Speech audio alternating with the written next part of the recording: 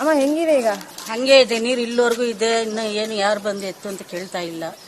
ಏನ್ ಮಾಡೋದು, ಅಲ್ಲಿಂದಾನೆ ಬಂದ್ರಿ. ಇವಾಗ 3ನೇ ಕ್ರಾಸ್ ನಮ್ದು. ಅಲ್ಲಿಂದ ಇನ್ನೂ ನೀರಿದೆ, ನೀರು ಇನ್ನೂ ನಿಂತೈತೆ, ಹೋಗಿಲ್ಲ. ಈಗ ಆರೋಗ್ಯ ಎಲ್ಲ ಹೆಂಗಿದೆ? ಆರೋಗ್ಯ ಎಲ್ಲ ಅದೇ ಕೆಮ್ಮುಲು ಇದೆ, ಈಗ ಸ್ವಲ್ಪ ಜ್ವರ ಇದೆ, ಹಂಗೈತೆ.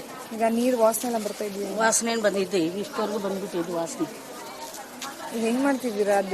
ಅದ್ರಲ್ಲೇ ಇರ್ತೀರಾ? ಹೇಗೆ? ಇಲ್ಲ, ಅದ್ರಲ್ಲೇ ಇಲ್ಲ, ಅಲ್ಲಿ ಇಲ್ಲಿ ಮಲಗ್ತಾ ಇದ್ದೀರಿ ಒಂದ್ ಸ್ವಲ್ಪ.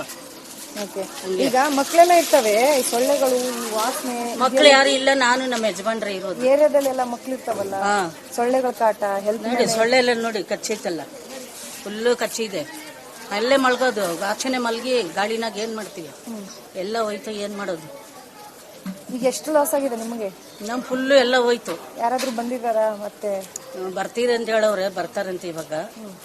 ಬರ್ತಾರೆ, ಎಲ್ಲ ಹೋಯ್ತು, ಎಲ್ಲ ಬಟ್ಟೆ ಬರಿ ಎಲ್ಲ ಬೀರು ಗೀರೆಲ್ಲ ಹೊಡ್ಕೊಂಡು ಹೋಯ್ತು. ಏನೂ ಇಲ್ಲ ಮನೇಲಿ. ಏನ್ ಮಾಡೋದು?